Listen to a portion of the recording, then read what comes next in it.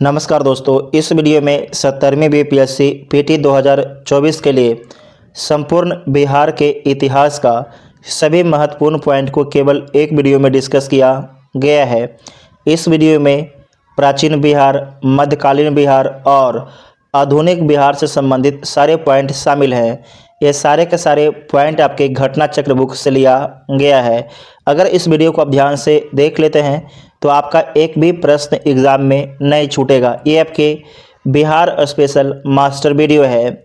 अगर वीडियो आपको पसंद आता है तो चैनल को सब्सक्राइब कीजिएगा और वीडियो को अपने दोस्तों में शेयर ज़रूर कीजिएगा। चैनल को सब्सक्राइब इसलिए करना जरूरी है क्योंकि अपने चैनल पर लगातार मैराथन वीडियो अपलोड हो रहा है जो आपके बीपीएससी एग्जाम में बहुत ही हेल्प करेगा। तो आप लोग ध्यान से चैनल को सब्सक्राइब जरूर कर लीजिएगा। तो आइए देखते हैं पहला पॉइंट है प्राग ऐतिहासिक कालीन बिहार। प्राग ऐतिहासिक कालीन बिहार को 3 भागों में बांटा गया है। पूर्व पुरा पाषाण काल, नव पाषाण काल, ताम्र पाषाण काल। तो सबसे पहले देखिए पूर्व पुरा पाषाण काल का अवशेष बिहार के किस किस लोकेशन से मिलता है। तो मुंगेर से, नालंदा से, वाल्मीकि नगर, पश्चिमी चंपारण से। इन 3 लोकेशन से जो है पूर्व पुरा पाषाण काल का अवशेष आपके बिहार से मिलता है। कहाँ से? मुंगेर से, नालंदा से, वाल्मीकि नगर, पश्चिम चंपारण से। आपसे पूछा जाएगा कि पूर्व पुरा पाषाण काल का जो अवशेष है इस लोकेशन से मिलता है, तो उसमें ऑप्शन दिया रहेगा नवादा, नालंदा, गया, इस तरीके करके आपको ऑप्शन दिया रहता है। ठीक है, तो ये 3 लोकेशन को आपको ध्यान में रखना है, मुंगेर, नालंदा, वाल्मीकि नगर, पश्चिमी चंपारण। उसके बाद है नव पाषाण युग का अवशेष किस किस लोकेशन से मिलता है। तो चिरांद, सारण से सबसे फेमस क्वेश्चन पूछा जाता है नव पाषाण युग से ही कि नव पाषाण युग का प्रमाण जो है बिहार में कहाँ कहाँ से मिलता है। तो चिरांद सारण से, ताराडीह गया से, चेचर वैशाली से, मनेर पटना से, सिनवार रोहतास से। मतलब कि जो चिरांद है वो किस डिस्ट्रिक्ट में स्थित है? तो सारण में स्थित है। ताराडीह गया में स्थित है, चेचर वैशाली में स्थित है, मनेर जो आपके पटना डिस्ट्रिक्ट में स्थित है, सिनवार रोहतास डिस्ट्रिक्ट में स्थित है। नेक्स्ट है ताम्र पाषाण युग। ताम्र पाषाण युग का प्रमाण कहाँ कहाँ से मिलता है? तो चिरांद से मिलता है। चिरांद अभी देख चुके हैं कहाँ पर था? सारण में था। सिनवार, सिनवार कहाँ पर था? रोहतास में था। मनेर पटना। ताराडीह, ताराडीह कहाँ पर है? गया में है। सोनपुर ये आपके वैशाली में है, सोनपुर वैशाली में है। तो जो आपके ताम्र पाषाणिक युग का प्रमाण कहाँ कहाँ से मिलता है? सोनपुर से, ताराडीह से, मनेर से, सिनवार से, चिरांद से मिलता है। तो इतना आपको ध्यान में रखना है। नेक्स्ट पॉइंट है 6ठी शताब्दी ईसा पूर्व में बिहार स्थित महाजनपद। बिहार स्थित महाजनपद के बारे में देखिए। 6ठी शताब्दी ईसा पूर्व को बोलते हैं BC में बिहार स्थित महाजनपद। टोटल कितने महाजनपद थे भारत में? तो 16 महाजनपद थे। और 16 में से बिहार में कितने महाजनपद अस्तित्व था? तो 3 महाजनपद अस्तित्व था। कौन कौन था? तो अंग था, वज्जी संघ और मगध। इन तीनों के बारे में देखिए। तो पहला है अंग। जो अंग है इसका प्रथम उल्लेख कहाँ पर होता है? तो अधर्म वेद में होता है। और अंग की राजधानी मालनी थी। और जो मालनी था इसका अन्य नाम चंपा चिनिप्पो था। मालनी का अन्य नाम चंपा चिनिप्पो था। वर्तमान स्थिति में जो है अंग राज का विस्तार कहाँ पर था? तो आधुनिक भागलपुर और मुंगेर एरिया में जो है अंग राज का विस्तार था, आधुनिक भागलपुर और मुंगेर के एरिया में। नेक्स्ट है वज्जी संघ। जो वज्जी संघ है इसकी राजधानी कहाँ पर थी? तो वैशाली में इसकी राजधानी थी। आधुनिक बसाड़ में, आधुनिक बसाड़ में। इसके संस्थापक कौन थे? तो नाभा नेदिविस्ट, नाभा नेदिविस्ट इसके संस्थापक थे। इनका अन्य नाम है नमोद्विष्ट। इन्हें नमोद्विष्ट भी बोला जाता था। साथ ही आपको ध्यान रखना है कि जो वज्जी संघ है 8 जनों का संघ था। इसमें 8 जन कौन कौन थे? वज्जी, लिच्छवी, गात्रक, विदेह, उग्र, भोग, कुरु, इक्ष्वाकु। फिर से देख लीजिएगा। 8 जनों का संघ में कौन कौन थे? वज्जी थे, लिच्छवी, गात्रक, विदेह, उग्र, भोग, कुरु, इक्ष्वाकु थे। उसके बाद है मगध। जो मगध है इसका पहली बार उल्लेख जो है कहाँ पर होता है? तो अधर्म वेद में पहली बार उल्लेख मिलता है। और मगध का संस्थापक कौन थे? तो बृहदर्थ आपके मगध का संस्थापक थे। प्रारंभिक राजधानी जो है मगध की कहाँ पर थी? गिरिब्रज राजगीर में, गिरिब्रज राजगीर में। इसके बाद राजधानी कहाँ पर बनता है? तो पाटलिपुत्र बनता है। कहाँ पर बनता है? पाटलिपुत्र बनता है। और पाटलिपुत्र के बाद आपके वैशाली बनता है, और वैशाली के बाद फिर से पाटलिपुत्र बनता है। ठीक है, उसका यहाँ पर लिखा गया है परवर्ती राजधानी कहाँ पर थी, पाटलिपुत्र में थी। शुरुआत में जो प्रारंभिक राजधानी कहाँ पर थी, गिरिब्रज राजगीर में, और परवर्ती राजधानी कहाँ पर थी, पाटलिपुत्र में। ठीक है, पाटलिपुत्र में। उसके बाद यहाँ पर लिखा गया है परीक्षा दृष्टि, पूरा पाषाणकालीन एस यूलरी संस्कृति से संबंधित उपकरण एवं फूस की झोपड़ियाँ प्राप्त हुई। तो कहाँ से प्राप्त हुआ है, पैसरा मुंगेर से आपकी मिला है। दोबारा देखिएगा, पूरा पाषाणकालीन एस यूलरी संस्कृति से संबंधित उपकरण एवं फूस की झोपड़ियाँ कहाँ से मिला है, तो पैसरा मुंगेर से। प्रारंभिक पाषाण काल की कुल्हाड़ी प्राप्त हुआ है, तो कहाँ से, जेठियन नालंदा से। वेरी इंपॉर्टेंट है, प्रारंभिक पाषाण काल की कुल्हाड़ी कहाँ से प्राप्त हुआ है, तो जेठियन नालंदा से आपकी मिला है। नेक्स्ट पॉइंट है हर्यक वंश के बारे में। देखिए, जो हर्यक वंश है इसमें पहला शासक है बिंबिसार। इनका शासनकाल जो है 544 से 492 ईसा पूर्व तक रहता है, 492 BC तक रहता है। जो बिंबिसार है इनका वैवाहिक संबंध देखिए, तो कौशल की राजकुमारी महाकोसला से इनके द्वारा विवाह किया जाता है, जो प्रसेनजीत की बहन थी। वैशाली की राजकुमारी चेलना से जो है विवाह किया गया था। किसके द्वारा, बिंबिसार के द्वारा, जो चेटक की पुत्री थी। द्वारा देखिएगा, कौशल की राजकुमारी महाकोसला से विवाह करते हैं। दूसरा है कि वैशाली की राजकुमारी चेलना से विवाह करते हैं। तीसरा, मद्रकुल की राजकुमारी क्षेमा से विवाह करते हैं बिंबिसार। ठीक है, उसके बाद है कि जो बिंबिसार है इनके राज में राजवैद्य कौन थे, तो जीवक थे। कौन थे, जीवक। कश्यप संहिता की रचना किसके द्वारा किया गया था, तो जीवक के द्वारा किया गया था। इनके द्वारा उपाधि क्या लिया गया था, तो श्रेणीय। जो बिंबिसार है इनके द्वारा उपाधि लिया गया था श्रेणीय का। किसका, श्रेणीय का उपाधि लिया गया था। सेना में पहली बार हाथी का प्रयोग किसके द्वारा किया जाता है, क्वेश्चन पूछा जाता है। तो बिंबिसार के द्वारा सेना में पहली बार हाथी का प्रयोग किया जाता है। जो बिंबिसार है इनका संबंध किस वंश से, तो हर्यक वंश से है। उसके बाद है अंग नरेश ब्रह्मदत्त पर विजय किनके द्वारा हासिल किया जाता है, तो बिंबिसार के द्वारा हासिल किया जाता है। उसके बाद है अजातशत्रु, बिंबिसार के पुत्र हैं अजातशत्रु। इनका जो शासनकाल है 492 ईसा पूर्व से 460 ईसा पूर्व तक रहता है। चंपा का प्रांतपाल थे अजातशत्रु थे चंपा का प्रांतपाल थे। इनका विवाह जो है प्रसेनजीत की पुत्री बाजिरा से हुआ था। इनका जो विवाह है प्रसेनजीत की पुत्री बाजिरा से हुआ था। और जो आपके अजातशत्रु थे इनके पिता का विवाह किससे हुआ था, तो प्रसेनजीत की बहन से हुआ था। जबकि अजातशत्रु है इनका विवाह प्रसेनजीत की पुत्री बाजिरा से हुआ था। अन्य नाम क्या है, जो अजातशत्रु है इनका अन्य नाम क्या है, तो इनका अन्य नाम कुनिक है। क्या नाम है, कुनिक इनका अन्य नाम है। और बौद्ध धर्म का ये अनुयायी थे। प्रथम बौद्ध संगति का आयोजन जो है अजातशत्रु के शासनकाल में ही होता है। प्रथम बौद्ध संगति का आयोजन जो है किसके शासनकाल में होता है, तो अजातशत्रु के शासनकाल में होता है। प्रथम बौद्ध संगति का आयोजन कहाँ पर किया जाता है, तो राजगिरी में किया जाता है। सेकेंड वाला कहाँ पर होता है, वैशाली में होता है। तीसरा पाटलिपुत्र में होता है। चौथा कुंडल वन में होता है। उसके बाद है कि वैशाली पर विजय किसके द्वारा हासिल किया गया था, तो अजातशत्रु के द्वारा जो है वैशाली पर विजय हासिल किया गया था। 16 वर्षीय युद्ध किसके द्वारा लड़ा गया था, तो अजातशत्रु के द्वारा। और किससे लड़ा गया था, तो वैशाली से लड़ा गया था। इसमें आपको ध्यान रखना है कि महाशिला कंटक वे रथ मुसल अस्त्र का प्रयोग पहली बार किसके द्वारा किया गया था, तो महाशिला कंटक वे रथ मुसल अस्त्र का पहली बार प्रयोग जो है अजातशत्रु के द्वारा किया गया था। अजातशत्रु के कूटनीतिज्ञ वासकार एवं सुनीत थे। नोट कीजिएगा, अजातशत्रु के कूटनीतिज्ञ कौन थे, तो वासकार एवं सुनिध थे। मखलीपुत्र गोसाल की मृत्यु जो है किसके शासनकाल में होता है, तो अजातशत्रु के शासनकाल में जो है मखलीपुत्र गोसाल की मृत्यु होती है। उसके बाद अजातशत्रु के पुत्र कौन थे, तो उदयन थे। उदयन थे ये आपके अजातशत्रु के पुत्र हैं और इनका शासनकाल 460 से 444 बीसी तक रहता है। पाटलिपुत्र की स्थापना किसके द्वारा किया गया है? तो उदयन के द्वारा ही किया गया है।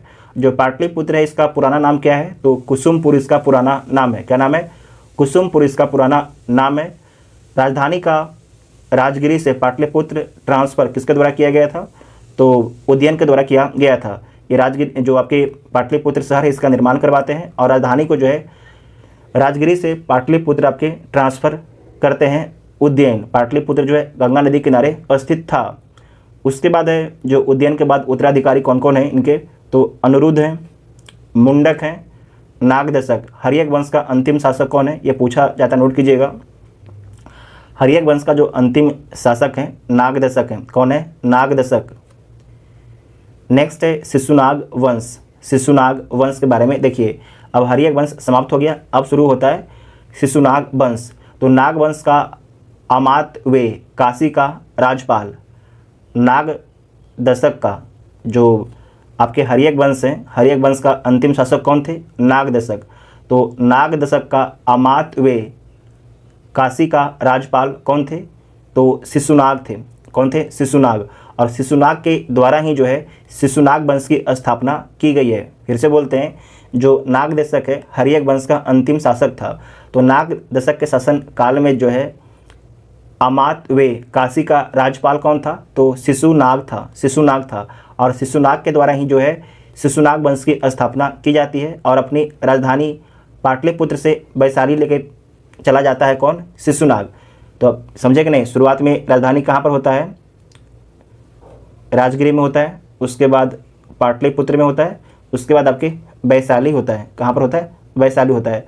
तो वैशाली राजधानी को कौन ट्रांसफ़र करता है? तो शिशुनाग आपके ट्रांसफ़र करता है। शिशुनाग आपके ट्रांसफ़र करता है। उसके बाद है अवंती, वत्स एवं कौशल का मगध में विलय किसके द्वारा किया जाता है? तो जो आपके मगध राज है, मगध में जो है अवंती, अवंती कहाँ पर स्थित है? ये तो मध्य प्रदेश इलाके में अवस्थित था अवंती। वत्स एवं कौशल उत्तर प्रदेश इलाके में स्थित था। का मगध में विलय जो है शिशुनाग जो आपके शिशुनाग के द्वारा किया जाता है। अवंती, वत्स एवं कौशल का मगध में विलय किसके द्वारा किया जाता है? तो शिशुनाग के द्वारा किया जाता है। शिशुनाग के बाद आपके कालाशोक आता है। कालाशोक, जो कालाशोक है इसका अन्य नाम क्या है? तो कार्क वर्ण इसका अन्य नाम है। कार्क वर्ण इसका अन्य नाम है। और वैशाली में द्वितीय जो बौद्ध संगति होता है, वैशाली में जो द्वितीय बौद्ध संगति होता है किसके शासनकाल में होता है? तो कालाशोक के शासनकाल में होता है। उसके बाद है अंतिम शासक, जो शिशुनाग वंश है उसका अंतिम शासक कौन है? तो नंदीवर्धन है। नंदीवर्धन है, ठीक है, जिसे पंचमक भी बोला जाता है। नंदीवर्धन था। नेक्स्ट है नंद वंश। नंद वंश में आपके दो महत्वपूर्ण शासक हैं। एक आपके महापद्म नंद, जिसके बारे में एग्जाम में पूछा जाता है। दूसरा है घनानंद। दूसरा है घनानंद। एक क्वेश्चन पूछता है कि जो नंद वंश है इसका संस्थापक कौन है? तो महापद्म नंद है। और नंद वंश के अंतिम शासक कौन है? तो घनानंद है। जो घनानंद है किसके समकालीन है? तो सिकंदर के समकालीन है। तो एक बार देख लीजिए, महापद्म नंद के द्वारा कौन कौन सी उपाधि धारण किया गया है? तो महामद का, महापदपति का, उग्रसेन का, एकराट, भार्गव, सर्व छत्रांतक का, अपरो परशुराम का, द्वितीय परशुराम एवं कली का अंश का उपाधि धारण किया गया था महापद्म नंद के द्वारा। साथ ही आपको ध्यान रखना है कि जो महापद्म नंद हैं इनके मंत्री कौन थे? तो कल्पक इनके मंत्री थे। और महापद्म नंद के द्वारा जो है किन किन राज्यों का विजय किया जाता है? तो इक्ष्वाकु का विजय किया जाता है। पांचाल, काश्य, कुरु, सुरसेन, वितिहोत्र, कलिंग, है, असमक, इन सभी राज्यों का जो है महापद्म नंद के द्वारा विजय किया जाता है।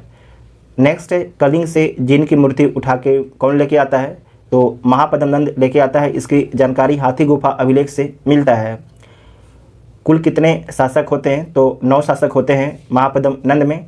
तो देखिए, आपको मेनली 2 ही शासक के बारे में ध्यान में रखना है, महापद्म नंद और दूसरा है घनानंद। बाकी एक बार देख लीजिए, उग्रसेन, पांडुगति,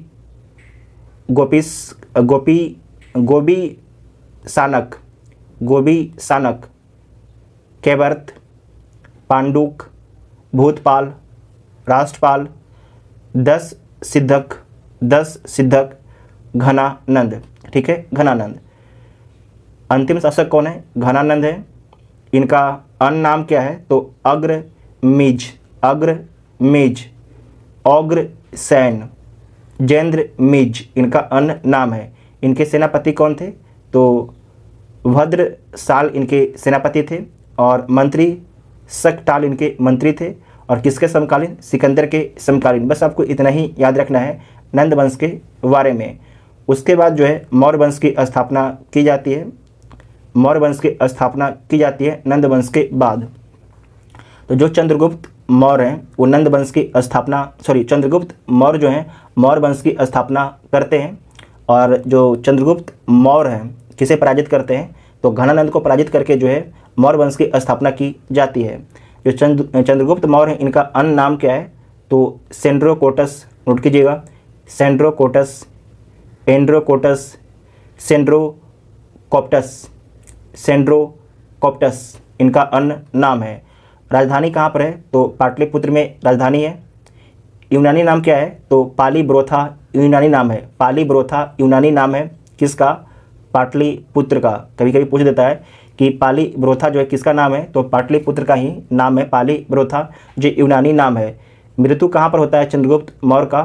तो श्रवण बेलगोला में इनकी मृत्यु होता है संलेखना द्वारा। संलेखना क्या होता है? तो जैन धर्म में क्या होता है कि धीरे धीरे कोई भी व्यक्ति खाना पानी छोड़ देता है। एक समय ऐसा आता है कि पूरी तरीके से खाना पानी छोड़ देता है और एक तरीके से भूख के कारण जो है उस व्यक्ति की मौत हो जाती है। तो उसे संलेखना बोला जाता है जैन धर्म में। ठीक है। उसके बाद है कि जो चंद्रगुप्त मौर्य हैं इनके मंत्री कौन थे? चाणक्य।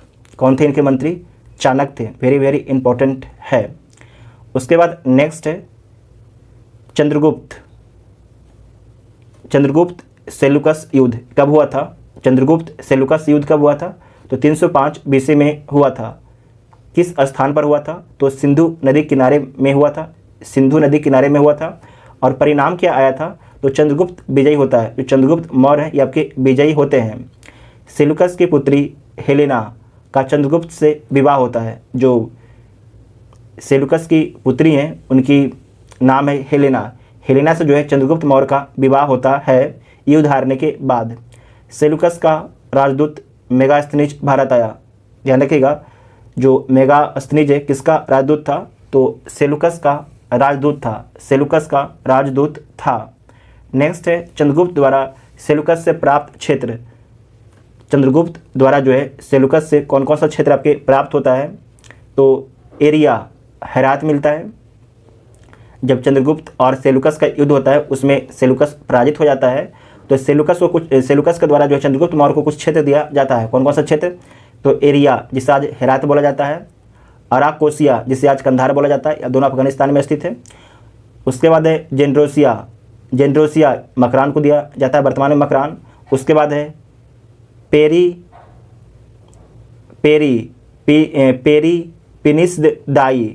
पेरिपिनिस्दाई वर्तमान में जो काबुल है। तो काबुल को भी आपके सेलुकस निकटर के द्वारा जो है चंद्रगुप्त को दिया जाता है। तो कौन कौन सा क्षेत्र मिलता है? हेरात, कांधार, मकरान और काबुल क्षेत्र आपके चंद्रगुप्त मौर्य को मिलता है। उसके बाद नेक्स्ट है बिंदुसार। बिंदुसार के बारे में देखिए, जो बिंदुसार का शासनकाल है 298 से 273 BC तक जो है बिंदुसार का शासनकाल है। इनके पिता कौन है? तो चंद्रगुप्त मौर्य आपके बिंदुसार के पिताजी हैं। माता का नाम क्या है? तो दुर्धरा जो है आपके माता का नाम है। पत्नी धम्मा शुभद्रांगी जो है पत्नी का नाम है। सिजेरियन तकनीक से जन्म लेने वाला प्रथम शासक कौन है? तो बिंदुसार है। सिजेरियन तकनीक से जन्म लेने वाला प्रथम शासक कौन था? बिंदुसार था। और इसके मंत्री कौन कौन थे? तो चाणक्य। कौन थे? चाणक्य बिंदुसार का ही मंत्री रहे। और एक मंत्री चाणक्य के बाद कौन रहते हैं? तो खल्लाटक जो है आपके बिंदुसार के मंत्री भी रहते हैं। जो बिंदुसार के अन्य नाम के बारे में देखिए, बिंदुसार के नाम। तो पुराण में इन्हें भद्रसार और बारीसार बोला जाता है। पुराण में जो है बिंदुसार को भद्रसार और बारीसार बोला जाता है। जैन ग्रंथ में सिंह सेन बोला जाता है। यूनानी ग्रंथ में अमित्र चेटस और अमित्रो चेडीज बोला जाता है। चीनी ग्रंथ में बिंदुपाल बोला जाता है बिंदुसार को और संस्कृत ग्रंथ में अमित्र घात बोला जाता है। अमित्र घात बोला जाता है संस्कृत ग्रंथ में बिंदुसार को। उसके बाद नेक्स्ट पॉइंट है अशोक। जो अशोक है इनका शासनकाल कब से कब तक रहता है? तो 273 बीसी से 232 बीसी तक, ईसा पूर्व तक जो है अशोक का शासनकाल रहता है। अशोक के पिता कौन है? तो बिंदुसार जो है अशोक के पिता हैं। माता का नाम क्या है? तो शुभद्रांगी जो है माता का नाम है। माता का अन्य नाम क्या है? तो धम्मा है। माता का अन्य नाम क्या है? धम्मा है। उसके बाद है पासादिका है। माता के अन्य नाम धम्मा पासादिका जनपद कल्याणी। और जो अशोक के पुत्र कौन कौन है? तो अशोक के पुत्र हैं जालौक, महेंद्र, तीबर, कुणाल। आदि आपके जो है अशोक के पुत्र हैं। पुत्री कौन है? तो संघमित्रा। आप लोग संघमित्रा के बारे में जानते भी होंगे कि ये आपकी श्रीलंका जाती है बौद्ध धर्म का प्रचार करने के लिए। संघमित्रा, चारुमती। और मंत्री कौन है? तो मंत्री जो हैं राधा गुप्त है। मंत्री कौन है? राधा गुप्त है। नेक्स्ट है पत्नी। पत्नी का नाम क्या है? देवी, पद्मावती, कारुबाकी और तीबर छिता उनके पत्नी का नाम है। अशोक का अन्य नाम क्या है? तो अशोक का अन्य नाम है, विष्णु पुराण में अशोक को अशोक वर्धन बोला जाता है। मस्की अभिलेख में बुद्ध शाक बोला जाता है। भब्रू लेख में मगधाधिराज बोला जाता है। बराबर गुहा लेख में पेई दशिस राजा बोला जाता है। कंगन हल्ली में रानियों अशोक बोला जाता है। उसके बाद है देबा नाम पिए प्रियदर्शी, रुमनदेई, निगलिबा, रूपनाथ। वे गिरनार के जो अभिलेख है उसमें जो है देबा नाम पिए प्रियदर्शी बोला जाता है अशोक को। उसके बाद है महाराज कुमार जो है पन गोरारिया अभिलेख में मिलता है। पन गोरारिया अभिलेख में जो है महाराज कुमार मिलता है अशोक का नाम को। उसके बाद है अशोक। जो अशोक नाम है ये वेरी वेरी इंपॉर्टेंट है। ये किस किस अभिलेख से मिलता है? तो मस्की अभिलेख, गुर्जरा अभिलेख, नेतुर अभिलेख एवं उडे गोलन लेख से जो है अशोक नाम मिलता है। अशोक के अभिलेख के बारे में देखिए तो जो अशोक के अभिलेख है इसके खोजकर्ता कौन है? तो टी फेंथलर है। और कब खोजा गया? 1750 ईस्वी में खोजा गया है। सबसे पहले जो अशोक का अभिलेख है किसके द्वारा पढ़ा गया है? ये पूछा हुआ सवाल है यूपीएससी का। तो सबसे पहले जो अशोक का अभिलेख है उसे किसके द्वारा पढ़ा गया था? तो जेम्स प्रिंसेप ने पढ़ा था दिल्ली टोपरा अभिलेख को। अभिलेखों का लेखक कौन है? तो चापड़ है। जो अभिलेखों का लेखक कौन है? तो चापड़ जो है अभिलेखों का लेखक है। उसके बाद नेक्स्ट पॉइंट है अशोक के अभिलेखों की लिपि क्या है? अशोक जो है इनके अभिलेख है उसकी लिपि क्या है? तो अरमाइक जो लिपि है कहाँ से मिलता है? तो लघमान एवं तक्षशिला से। जो अरमाइक लिपि वाला अभिलेख कहाँ से मिलता है? तो लघमान एवं तक्षशिला से मिलता है। खरोष्टी लिपि का जो अभिलेख है कहाँ से मिलता है? तो सहवाज गढ़ी एवं मानसहरा से। ब्राह्मणी लिपि का अभिलेख कहाँ से मिलता है? तो अन्य समस्त स्तंभ एवं गुहा लेख से मिलता है। लघमान एवं तक्षशिला को छोड़ के साथ ही सहवाज गढ़ी मानसहरा को छोड़ के। और तीसरा द्विभाषिक जो आपके अभिलेख है ये कहाँ से मिलता है? तो सरेकुना अभिलेख है जो आपके अरामाइक और यूनानी लैंग्वेज में लिखा गया है। एक ही अभिलेख में जो है दो लैंग्वेज का इस्तेमाल किया गया था, अरामाइक यूनानी लैंग्वेज का। अरामाइक एक हो गया, दूसरा यूनानी हो गया, जिसे सरेकुना अभिलेख बोला जाता है, सरेकुना से मिला था। ठीक है, बाकी इन तीनों अभिलेख के छोड़ के जो है बाकी जो भी आपके अभिलेख मिलता है उन सभी में जो है अंशमस्त स्तंभ एवं गुहा लेख में जो है ब्राह्मणी लिपि का आपके प्रयोग मिलता है, ब्राह्मणी लिपि का प्रयोग मिलता है। इतना आपको ध्यान में रखना है।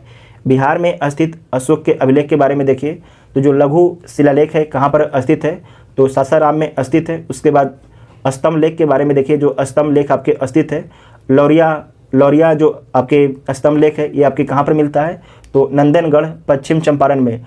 लौरिया स्तंभ लेख कहाँ पर मिलता है, तो नंदनगढ़ पश्चिम चंपारण में मिलता है। लौरिया स्तंभ लेख कहाँ पर मिलता है, एक आपके मिलता है नंदनगढ़ पश्चिम चंपारण में, एक मिलता है अरेराज पूर्वी चंपारण में। नेक्स्ट है रामपुरवा स्तंभ लेख कहाँ पर मिलता है, तो पश्चिम चंपारण में मिलता है, पश्चिम चंपारण में मिलता है। गुहा लेख, अशोक का गुहा लेख जो है बराबर पहाड़ी गया से मिलता है। अशोक का जो गुहा लेख है ये कहाँ पर मिलता है, तो बराबर पहाड़ी गया से मिलता है। और इसके खोजकर्ता कौन है, तो इसके जो खोजकर्ता है हेरिंगटन है। कौन है, हेरिंगटन इसके खोजकर्ता है। इनके द्वारा कब खोज किया गया, तो 1785 में खोज किया गया था।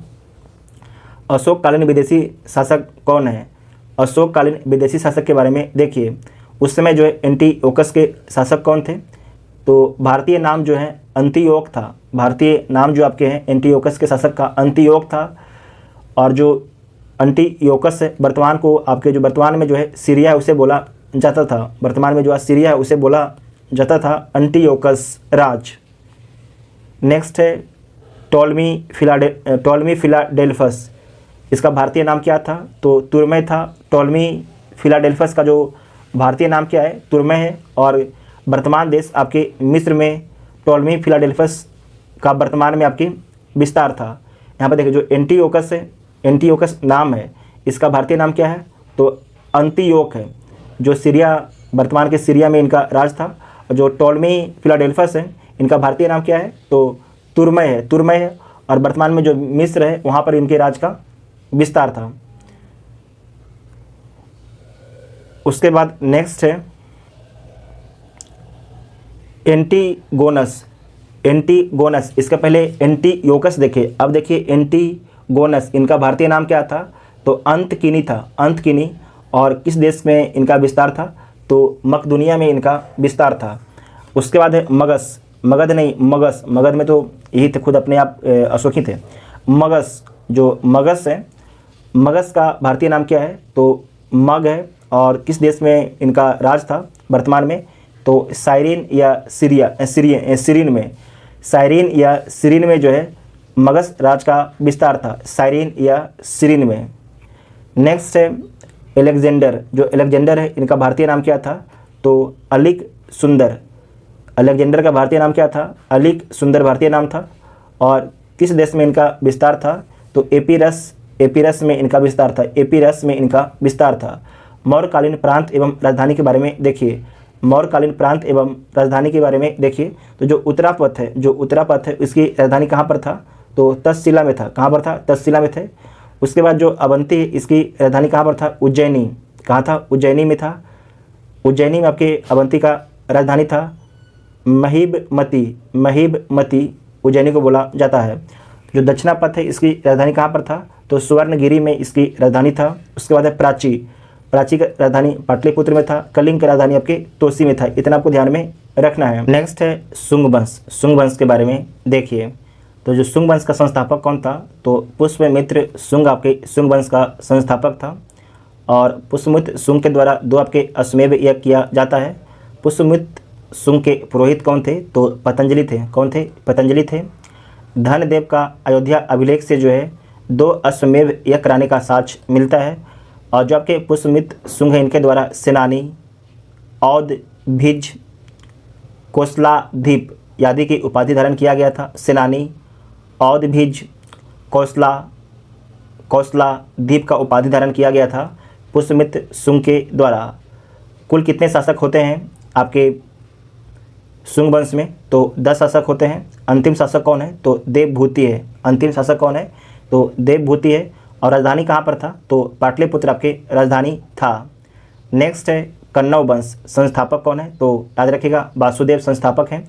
अंतिम शुंग शासक देवभूति की हत्या करके जो है वासुदेव कण्व वंश की स्थापना करते हैं। अंतिम शासक कौन है? तो सुवर्मा जो है कण्व वंश का अंतिम शासक है। उसके बाद है ब्राह्मण वंश, जो कण्व वंश है, जो कण्व वंश है, ध्यान रखिएगा, इसे ब्राह्मण वंश भी बोला जाता है। इसमें कुल 4 शासक थे। कुल 4 शासक थे। कौन कौन? वासुदेव जो आपके कण्व वंश का संस्थापक थे, नारायण, भूमिमित्र और सुवर्मा। जो सुवर्मा है कण्व वंश का अंतिम शासक है। कण्व वंश का जो है अंतिम शासक कौन है? तो सुवर्मा है। संस्थापक कौन है? तो वासुदेव हैं। नेक्स्ट है बिंदुसार के दरबार में रहने वाला आजीवक भविष्यवक्ता कौन था? तो पिंगलवत्स था। पिंगलवत्स था। अशोक के सम्राट बनने की भविष्यवाणी कौन करता है? तो पिंगलवत्स सिंह करता है। बिंदुसार द्वारा सीरिया के शासक एंटियोकस प्रथम से जो है एंटियोकस, जिसका भारतीय नाम क्या था? तो अंतियोक था। क्या नाम था? यंतियोक इसका भारतीय नाम था। तो बिंदुसार द्वारा सीरिया के शासक एंटियोकस प्रथम से जो है मांगी गई वस्तु, क्या क्या मांगा गया था? तो मांगा गया था अंगूरी मदिरा, शायद होना चाहिए अंगूर का मदिरा से, ठीक देख लीजिएगा इसे, अंगूरी मदिरा, सूखी अंजीर और एक दार्शनिक। तो इसमें आपको ध्यान रखना है, तो आपके जो ये अंगूरी मदिरा और सूखी अंजीर जो आपके एंटियोकस हैं, इनके द्वारा तो बिंदुसार को भेजा गया, जबकि एक दार्शनिक नहीं भेजा गया था, एक दार्शनिक को नहीं भेजा गया था। ठीक है। चंद्रगुप्त के साथ श्रवण बेलगोला जाने वाला जैन आचार्य कौन है? तो भद्रबाहु है। प्राचीन काल में सबसे बड़ी मंत्री परिषद थी, तो किसका था? बिंदुसार का था। नोट कीजिएगा, प्राचीन काल में सबसे बड़ी मंत्री परिषद किसका था? तो बिंदुसार का ही था।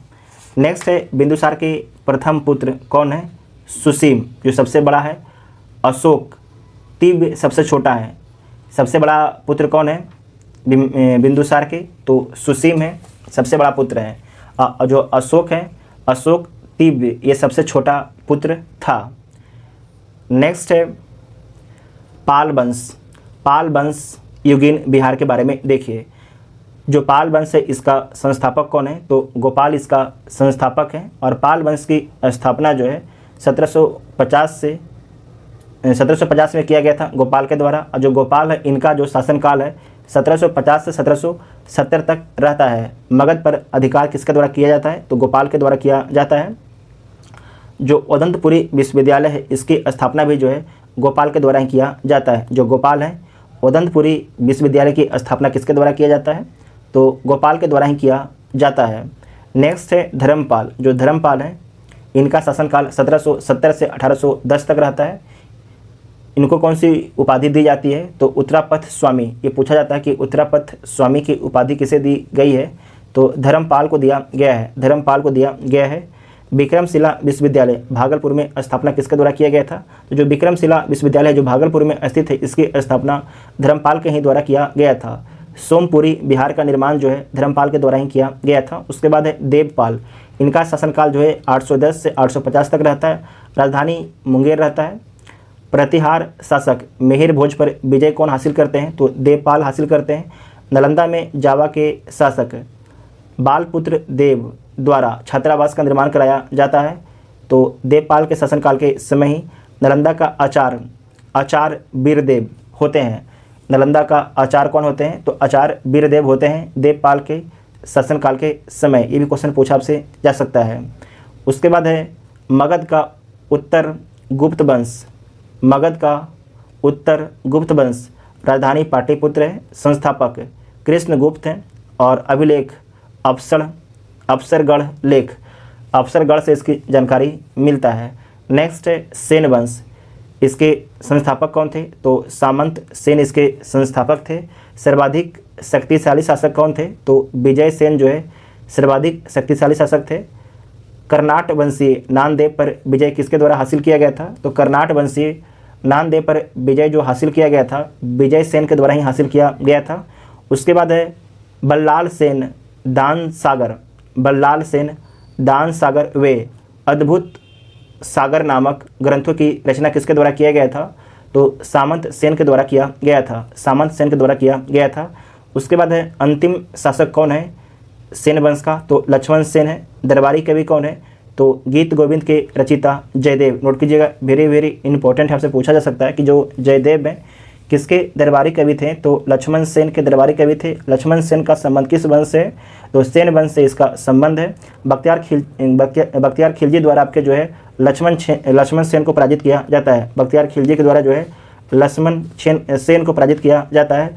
बोला जाता है कि जब बख्तियार खिलजी का आक्रमण लक्ष्मण सेन पर होता है तो लक्ष्मण सेन जो है अपने महल छोड़ के भाग जाता है, अपना महल छोड़ के आपके भाग जाता है। देखिए हमको नींद टाइप का थोड़ा आ रहा है, पता है क्यों आ रहा है, सुबह सुबह ही हमने खांसी वाला जो होता है ना पटना यूनिवर्सिटी में मिलता है सिरफ, उसको पी लिए हैं, तो लग रहा है कि नींद टाइप का, लेकिन नींद आ नहीं रहा है, लेकिन नींद टाइप का महसूस हो रहा है अंदर अंदर से। नेक्स्ट है कि मिथिला का कर्नाट वंश, मिथिला का कर्नाट वंश इसका संस्थापक कौन है, तो जो मिथिला का कर्नाट वंश है इसका संस्थापक है नानदेव। कौन है, नानदेव जो है मिथिला का कर्नाट वंश का संस्थापक है। मिथिला, ये पूछा जा चुका है बीपीएससी के द्वारा कि जो मिथिला का कर्नाट वंश है इसका संस्थापक कौन है और इसका अंतिम शासक कौन है, ये दोनों चीज़ पूछा जा चुका है। और साथ ही जो मिथिला का कर्नाट वंश है इसकी राजधानी कहाँ पर था, ये चीज़ तीन चीज़ पूछा जा चुका है। तो देखिए संस्थापक कौन है, तो नानदेव आपके जो है मिथिला का कर्नाट वंश के संस्थापक हैं। इसमें पाल वंशीय जब नानदेव आपके मिथिला का कर्नाट वंश पर शासन कर रहा था तो उस समय पाल जो आपके पाल वंश था वहाँ पर शासक कौन थे, तो रामपाल का समकालीन है कौन, नानदेव। जो पाल वंशीय रामपाल है उनके समकालीन है नानदेव। उपाधि जो नानदेव हैं इनके द्वारा कर्नाट कुलभूषण की उपाधि लिया गया था, कर्नाट कुलभूषण का उपाधि लिया गया था। और राजधानी कहाँ पर है, तो सिमरावगढ़ वर्तमान नेपाल में जो है राजधानी है। राजधानी कहाँ पर है, सिमरावगढ़ वर्तमान नेपाल में जो है मिथिला का कर्नाट वंश का राजधानी था नानदेव के समय। प्रमुख प्रशासक कौन थे, तो नरसिंहदेव आपके प्रमुख प्रशासक थे। बख्तियार खिलजी को नजराना दिया था, किसने दिया था, तो नरसिंहदेव ने ही जो है बख्तियार खिलजी को नजराना दिया था। नेक्स्ट है हरि सिंह देव जो है गयासुद्दीन तुगलक के बंगाल अभियान के समय शासक थे। वेरी वेरी इंपॉर्टेंट पॉइंट है, जो हरि सिंह देव हैं गयासुद्दीन तुगलक के बंगाल अभियान के समय आपके शासक थे। पंजी प्रबंधन का विकास हरि सिंह के समय में होता है। मिथिला का स्वर्ण युग जो है हरि सिंह देव के शासन काल को ही जो है मिथिला का स्वर्ग बोला जाता है। कर्नाट वंश का अंतिम शासक कौन थे, तो हरि सिंह देव थे। पहला संस्थापक कौन थे, तो नानदेव। नोट कीजिएगा, नानदेव आपके संस्थापक थे। राजधानी कहाँ पर है, तो सिमरावगढ़ है। और अंतिम शासक कौन है, तो हरि सिंह देव हैं। नेक्स्ट है परीक्षा दृष्टि, तो पाल वंश का अंतिम शासक कौन है, तो रामपाल है। कौन है, रामपाल। जो रामपाल है रामपाल के ही समकालीन कौन थे, नानदेव कौन थे, तो मिथिला का कर्नाट वंश के शासक थे। उसके बाद है कैवर्त विद्रोह के समय शासक कौन थे, तो रामपाल थे। कवि का नाम है सुड्डुल, शायद ही होना चाहिए, कवि सुड्डुल द्वारा उत्तरापथ स्वामी की उपाधि किसे दी गई, तो धर्मपाल को दिया गया है। इसका उच्चारण एक बार कर लीजिएगा आप लोग, ठीक है। कवि सुड्डुल द्वारा उत्तरापथ स्वामी की उपाधि किसे दी गई है, तो धर्मपाल को दिया गया है। उदंतपुरी महाविहार किस नदी के किनारे स्थित है, जो उदंतपुरी महाविहार है, उदंतपुरी महाविहार किस नदी के किनारे स्थित है, तो पंचानन नदी के किनारे स्थित है। पंचानन नदी के किनारे स्थित है उदंतपुरी महाविहार। आप सभी लोग कमेंट करके बताइएगा कि जो उदंतपुरी महाविहार है, उदंतपुरी महाविहार जो है किस शहर में स्थित था, आप सभी लोग कमेंट करके बताइएगा। नेक्स्ट है बिहार में बौद्ध एवं जैन धर्म। बिहार में जन्मे जैन तीर्थंकर के बारे में समझिए। तो 10वें तीर्थंकर कौन है, तो शीतलनाथ, इनका जन्म बिहार में होता है। 12वें तीर्थंकर जैन धर्म के बसुपूज्य हैं, जिनका जन्म बिहार के चंपापुरी भागलपुर के निकट में होता है। 19वें जैन तीर्थंकर मल्लीनाथ, इनका जन्म मिथिला में होता है। 20वें तीर्थंकर सुब्रतनाथ, इनका जन्म राजगिरी में होता है। 21वें तीर्थंकर नमीनाथ, इनका जन्म मिथिला में होता है। महावीर और बिहार के बारे में समझिए। तो जो महावीर हैं इनका जन्म वैशाली में होता है। कहाँ पर होता है, वैशाली में महावीर का जन्म होता है। बसाड़ मुजफ्फरपुर में। केबल की प्राप्ति इनको रिजुपालका नदी के तट पर, केबल की प्राप्ति कहाँ पर होता है तो रिजुपालका नदी के तट पर। जरम्बिक ग्राम में साल ब्रिज के नीचे, जरम्बिक गांव में जो है साल ब्रिज के नीचे केबल की प्राप्ति होता है महावीर को। प्रथम उपदेश महावीर जैन कहाँ पर देते हैं तो राजगिरी में बराकर नदी के तट पर, राजगिरी में बराकर नदी के तट पर विपुलाचल पहाड़ी पर। ध्यान रखिएगा, वेरी इंपॉर्टेंट है। जैसे कि पहला उपदेश आपके गौतम बुद्ध कहाँ पर देते हैं तो सारनाथ में देते हैं, सारनाथ में देते हैं। तो उसी प्रकार से जैन धर्म के जो तीर्थंकर हैं महावीर, ये अपना पहला उपदेश कहाँ पर देते हैं तो राजगिरी में बराकर नदी के तट पर विपुलाचल पहाड़ी पर, विपुलाचल पहाड़ी पर। प्रथम वर्षावास इनका कहाँ पर होता है तो अस्तिका ग्राम में, अस्तिका ग्राम में इनका प्रथम वर्षावास होता है। निर्वाण की प्राप्ति मतलब मृत्यु कहाँ पर होता है तो पावापुरी में होता है, राजगिरी के समीप है। पावापुरी में होता है, राजगिरी के समीप है। परीक्षा दृष्टि से पॉइंट देखिए तो बिहार में निर्माण प्राप्त करने वाले तीर्थंकरों की संख्या कितना है तो 2 तीर्थंकर हैं, महावीर पावापुरी में, बसुपूज चंपा में। बिहार में निर्माण प्राप्त करने वाले तीर्थंकरों की संख्या कितना है जैन तीर्थंकर तो 2 हैं। एक का नाम है महावीर जिनका पावापुरी में महापरिनिर्माण होता है, और एक आपका है बसुपूज जिनका चंपा में निर्माण प्राप्त होता है। निर्माण मतलब कि उनकी मृत्यु कहाँ पर होती है तो पावापुरी में होती है महावीर की, और जो बसुपूज हैं इनकी मृत्यु चंपा में होती है। सम्मेद शिखर झारखंड, सम्मेद शिखर पर निर्माण प्राप्त करने वाले तीर्थंकरों की संख्या कितनी है तो 20 है। कितना है 20 है। नेक्स्ट है प्रथम जैन संगति, प्रथम जैन संगति और द्वितीय जैन संगति के बारे में देखिए। जो प्रथम जैन संगति है ये कहाँ पर होता है पाटलिपुत्र में होता है। किसकी अध्यक्षता में होता है तो अस्तुलभद्र की अध्यक्षता में होता है। किस वर्ष होता है तो 310 ईसा पूर्व में होता है। इसका परिणाम क्या होता है तो लुप्त ग्रंथों का संकलन, श्वेतांबर व दिगंबर में विभाजन। ठीक है, सुप्त ग्रंथों का संकलन होता है और श्वेतांबर व दिगंबर में आपके विभाजन होता है। द्वितीय जैन संगति कहाँ पर होता है तो वल्लभी गुजरात में होता है। अध्यक्ष कौन होते हैं तो देवधी क्षमा श्रवण, देवधी क्षमा श्रवण। जबकि जो पहला जैन संगति होता है उसमें अध्यक्ष होते हैं अस्तुलभद्र होते हैं। कब होता है 512 ईस्वी में होता है, जबकि पहला जो है 310 ईस्वी में हुआ था। कब हुआ था 310 ईसा पूर्व में हुआ था, 310 बीसी में हुआ था। परिणाम ग्रंथों का संकलन होता है यहाँ पर भी। द्वितीय जैन संगति में जो आपके जो है द्वितीय जैन संगति होता है यहाँ पर भी ग्रंथों का संकलन किया जाता है। नेक्स्ट पॉइंट है बौद्ध संगति के बारे में देखिए। इसका पहले जैन के बारे में देखा, अब देखिए बौद्ध संगति के बारे में। प्रथम बौद्ध संगति कब होता है तो 483 ईसा पूर्व में होता है। कहाँ पर होता है राजगिरी के सप्तपर्णी गुफा में होता है। कहाँ पर होता है राजगिरी के सप्तपर्णी गुफा में होता है। प्रमुख कार्य क्या है तो सूत एवं विनय पिटक का संकलन किया जाता है। और प्रथम जब बौद्ध संगति का आयोजन किया जाता है तो उस समय शासक कौन होते हैं तो अजात शत्रु होते हैं, और अध्यक्ष कौन होते हैं तो महाकश्यप आपके अध्यक्ष होते हैं।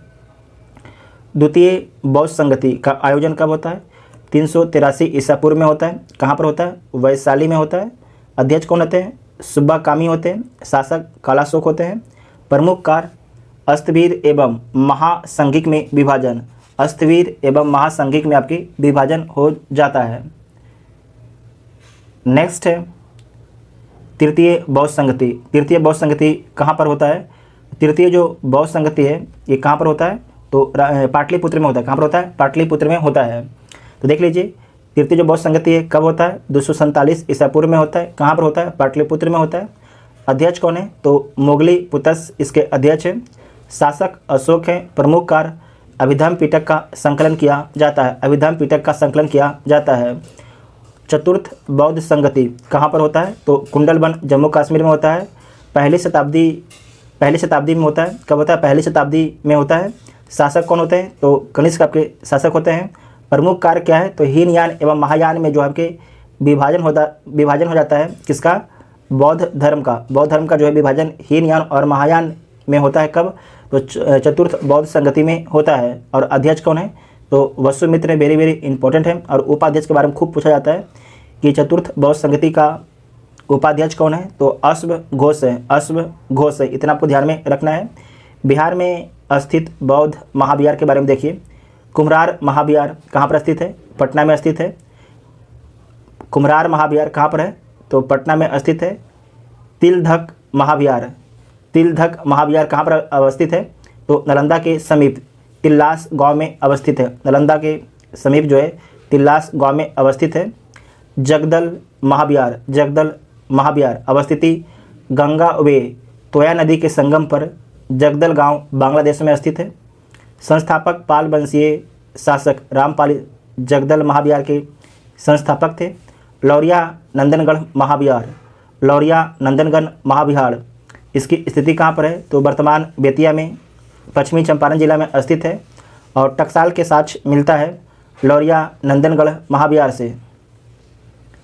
नेक्स्ट है श्वेतपुर महाविहार, श्वेतपुर महाविहार इसकी अवस्थिति कहाँ पर है, तो हाजीपुर के निकट चेचर ग्राम में जो है श्वेतपुर महाविहार स्थित है। विशाल स्तूप, विशाल स्तूप कहाँ पर स्थित है, तो श्वेतपुर महाविहार में।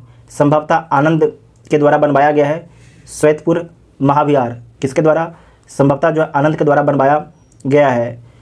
नेक्स्ट है बिहार स्थित प्राचीन विश्वविद्यालय, बिहार स्थित प्राचीन विश्वविद्यालय में क्या है, नालंदा विश्वविद्यालय। इसके संस्थापक कौन है, कुमारगुप्त प्रथम जो है नालंदा विश्वविद्यालय के संस्थापक हैं। और 3 पुस्तकालय थी, रत्नासागर, रत्नोदी, रत्नासागर, रत्नोधी, रत्न रंजन, रत्न रंजन। नेक्स्ट है राहुल, यहाँ पर लिखा गया है कुलपति शीलभद्र ह्वेनसांग के समय। जब ह्वेनसांग आपके भारत में आता है तो उस समय जो नालंदा विश्वविद्यालय है उसके कुलपति कौन थे, तो शीलभद्र थे, शीलभद्र थे। धर्मपाल शीलभद्र से पूर्व आपके जो धर्मपाल जो है कुलपति रहते हैं नालंदा विश्वविद्यालय के, लेकिन ये शीलभद्र से पूर्व ही रहते हैं। राहुल मित्र इत सिंह के समय जो है कुलपति रहते हैं नालंदा विश्वविद्यालय में। राहुल श्री भद्र अंतिम कुलपति हैं। ये वेरी वेरी इंपॉर्टेंट पूछा जा सकता है कि नालंदा विश्वविद्यालय के अंतिम कुलपति कौन थे, तो राहुल श्री भद्र थे, राहुल श्री भद्र थे। संस्थापक जो उदंतपुरी विश्वविद्यालय है, उदंतपुरी विश्वविद्यालय है, इसका संस्थापक कौन है, तो गोपाल आपके इसका संस्थापक है। और ध्यान रखिएगा कि जो उदंतपुरी ये कहाँ पर अवस्थित है, वर्तमान में बिहार शरीफ में स्थित है। उदंतपुरी तंत्र विद्या का केंद्र था उदंतपुरी। विक्रमशिला विश्वविद्यालय के बारे में समझिए। जो विक्रमशिला विश्वविद्यालय है कोसी एवं गंगा के संगम पर स्थित है विक्रमशिला विश्वविद्यालय। संस्थापक कौन है, धर्मपाल। और धर्मपाल के द्वारा कौन सी उपाधि धारण किया गया था, तो विक्रमशील की उपाधि धारण किया गया था। वज्रयान संप्रदाय का प्रमुख केंद्र है, वज्रयान संप्रदाय का प्रमुख केंद्र कौन है, तो विक्रमशिला विश्वविद्यालय जो भागलपुर में स्थित है। प्रमुख विद्वान दीपशंकर, श्री ज्ञान अतीश, बेरोचन, रक्षित, उभयंकर, गुप्त आदि जो है प्रमुख विद्वान थे। प्राचीन बिहार समाप्त हो गया। अब शुरू होता है मध्यकालीन बिहार शुरू होता है। इसमें पहला पॉइंट है बख्तियार खिलजी का आक्रमण से। तो 12वीं सदी के अंत में जो है आक्रमण किया गया था, किसके द्वारा, बख्तियार खिलजी के द्वारा बिहार पर। इसने नालंदा, विक्रमशिला, उदंतपुरी विश्वविद्यालय को नष्ट कर दिया। नालंदा विश्वविद्यालय नालंदा में स्थित है, विक्रमशिला विश्वविद्यालय भागलपुर में, उदंतपुर विश्वविद्यालय बिहार शरीफ में स्थित है। तो इन सभी विश्वविद्यालयों को जो है बख्तियार खिलजी नष्ट कर देता है। स्रोत जो है तबकात ए नासरी, रियाज उस सलातीन, तबकात ए नासरी, रियाज उस सलातीन में बताया गया है इन सभी के बारे में। मृत्यु अली मर्दान नामक सैनिक अधिकारी द्वारा जो है बख्तियार खिलजी की हत्या कर दी जाती है। किसके द्वारा, अली मर्दान नामक सैनिक अधिकारी के द्वारा जो है बख्तियार खिलजी की हत्या कर दी जाती है। नेक्स्ट है समकालीन बिहार शासक। जो बख्तियार खिलजी है उसके समकालीन कौन कौन बिहार के शासक थे, तो मगध के गोविंद पाल थे, मुंगेर के इंद्र धूमन थे, मुंगेर के इंद्र धूमन थे। उत्तर बिहार का कर्नाट वंशीय नरसिंह देव थे। इसने नजराना पेश किया था किसके सामने, तो बख्तियार खिलजी के सामने नजराना क्यों पेश किया जाता था? ताकि जो आक्रमणकारी हो, जो भी राज नजराना दे रहा है उस पर आक्रमण ना करे। नेक्स्ट है चेरो राजवंश। जो चेरो राजवंश है इसके बारे में देखिए, इसका उदय जो है पाल वंश के पतन के बाद होता है। चेरो राजवंश का उदय जो है पाल वंश के पतन के बाद होता है। और किस क्षेत्र में होता है? शाहाबाद, पलामू, चंपारण, सारण, मुजफ्फरपुर में जो है चेरो राजवंश का उत्थान होता है। महानतम शासक कौन है? तो मेदिनी राय, ये पलामू का था। चेरो राज के 4 भाग थे, बिहिया, तिराबन, भोजपुर, चैनपुर, देव, मार्कंडे। चेरो राज के 4 भाग थे, बिहिया, तिराबन, भोजपुर, चैनपुर, देव, मार्कंडे। नेक्स्ट है नुहानी राजवंश। इसका संस्थापक कौन था? तो दरिया खां नुहानी। जो नुहानी राजवंश है इसका संस्थापक है दरिया खां नुहानी। सिकंदर लोदी का प्रशासक कौन था? तो नुहानी राजवंश का दरिया खां नुहानी जो है सिकंदर लोदी का प्रशासक था। प्रथम स्वतंत्र शासक कौन था? बहार खां नुहानी था। प्रथम स्वतंत्र शासक कौन था? बहार खां नुहानी था। शेर शाह सूरी द्वारा नुहानी वंश का अंत कर दिया जाता है। शेर शाह सूरी के द्वारा जो है जो नुहानी वंश है उसे समाप्त कर दिया जाता है। नेक्स्ट है सल्तनतकालीन बिहार। सल्तनतकालीन बिहार के बारे में समझिए। तो पहला है इल्तुतमिश। बिहार शरीफ, बाढ़, लखनौती पर अधिकार इल्तुतमिश के शासनकाल के समय ही होता है। सबसे पहले समझिए कि 1225 में जो है बिहार पर आक्रमण होता है, इल्तुतमिश के शासनकाल में ही होता है। 1225 में जो है बिहार पर आक्रमण जो है किसके शासनकाल में होता है? तो इल्तुतमिश के शासनकाल में ही होता है। और बिहार शरीफ, बाढ़, लखनौती पर अधिकार कर लिया जाता है। जो इल्तुतमिश का पुत्र है नसीरुद्दीन महमूद द्वारा लखनौती के हिस्समुद्दीन पर विजय किया जाता है। नसीरुद्दीन महमूद द्वारा लखनौती के हिस्समुद्दीन पर विजय किया जाता है। नेक्स्ट है प्रथम सूबेदार। जो इल्तुतमिश है ये प्रथम सूबेदार किसे बनाता है बिहार में? तो मलिक अलाउद्दीन जानी को। मलिक अलाउद्दीन जानी को जो है इल्तुतमिश बिहार में प्रथम सूबेदार बनाता है। उसके बाद नेक्स्ट है इल्तुतमिश के बाद बलबन। बलबन के बारे में समझिए कि बिहार एवं बंगाल का पृथक्करण किसके द्वारा किया गया? तो बलबन के द्वारा किया गया बिहार एवं बंगाल का पृथक्करण। तुगरिल खां के विद्रोह को दबाने हेतु बिहार आया था। कौन? बलबन। ये वेरी इंपॉर्टेंट है। बलबन जो है बिहार एक बार आता है और किस लिए आता है? तो तुगरिल खां के विद्रोह को दबाने हेतु बिहार आता है। उसके बाद है खिलजी वंश। खिलजी वंश में बंगाल के शासक रुकुनुद्दीन कैकाउस का अधिपत्य था बंगाल पर। बंगाल के शासक रुकुनुद्दीन कैकाउस का अधिपत्य था आपके बंगाल और बिहार पर। दरभंगा के राजा शक्र सिंह द्वारा अलाउद्दीन खिलजी के सेनापति शेख मोहम्मद इस्माइल पर विजय प्राप्त की। इम्पोर्टेंट है। दरभंगा के राजा शक्र सिंह द्वारा अलाउद्दीन खिलजी के सेनापति शेख मोहम्मद इस्माइल पर विजय प्राप्त करता है। नेक्स्ट है तुगलक वंश के बारे में समझिए। तो गयासुद्दीन तुगलक के द्वारा जो है तिरहुत में टकसाल की स्थापना की जाती है। जो तुगलक वंश से संबंधित है, गयासुद्दीन तुगलक के द्वारा जो है तिरहुत में टकसाल की स्थापना की जाती है। फिरोज शाह तुगलक के बारे में समझिए।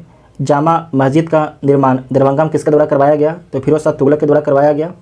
तिरहुत में बैरनार वंश की स्थापना फिरोज शाह तुगलक के शासनकाल में ही होता है। नेक्स्ट है मुगल कालीन बिहार के बारे में समझिए। प्रथम मुगल सूबेदार कौन था? तो खान ए खानम मुनीम था। खान ए खानम मुनीम था। अकबर हाजीपुर दुर्ग विजय कब करता है? तो 1574 में करता है। मिथिला विजय कब करता है? 1575 में करता है। बिहार को मुगल सूबा घोषित करता है तो कब करता है? 1580 में करता है। वेरी इंपॉर्टेंट है। बिहार को जो है मुगल सूबा कब घोषित किया जाता है? 1580 में। शहजादा खुर्रम का विद्रोह जहांगीर, शहजादा खुर्रम का विद्रोह कहाँ पर होता है? तो बिहार में ही होता है। फर्रुखसियर अजीमाबाद पटना में राज्याभिषेक होता है फर्रुखसियर का। जो फर्रुखसियर है इसका राज्याभिषेक अजीमाबाद पटना में इसका राज्याभिषेक किया जाता है। बिहार के प्रमुख मुगल सूबेदार के बारे में समझिए। बिहार के प्रमुख मुगल सूबेदार के बारे में समझिए। अकबर काल में सुजात खां, मिर्ज़ा अजीब कोका जो है प्रमुख सूबेदार थे। जहांगीर के शासनकाल में अफजल खां, शहजादा परवेज आपके इंपॉर्टेंट सूबेदार थे जहांगीर के शासनकाल में। शाहजहाँ के शासनकाल में जो है खान ए आलम और शाइस्ता खां इंपॉर्टेंट सूबेदार थे। औरंगजेब के शासनकाल में जो है शहजादा अजीम आपके इंपॉर्टेंट सूबेदार थे। शेरशाह सूरी के बारे में समझिएगा। शेरशाह सूरी, इनका बचपन का नाम क्या था? तो फरीद था। इनका बचपन का नाम फरीद था। पिता हसन खां थे, सासाराम का जागीरदार थे इनके पिता शेरशाह सूरी के, जिनका नाम क्या था? हसन खां। ये सासाराम का जागीरदार थे। इनको उपाधियाँ शेर खां, हजरत ए आला का दिया गया। इनको उपाधि जो है शेर खां एवं हजरत ए आला का दिया गया है। प्रमुख युद्ध चौसा का युद्ध कब होता है? 1539 में होता है शेरशाह और बाबर के बीच में। बिलग्राम का युद्ध कब होता है? 1540 में होता है।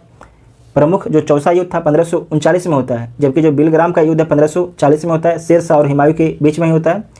जो शेरशाह का मकबरा है कहाँ पर स्थित है? तो सासाराम में शेरशाह का मकबरा स्थित है।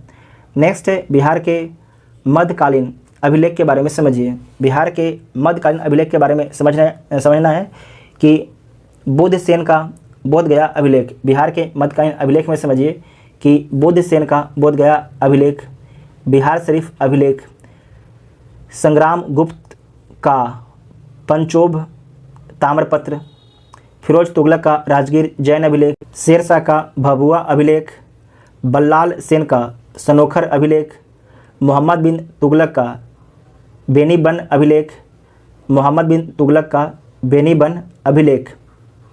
यूरोपियों का बिहार आगमन समझिए।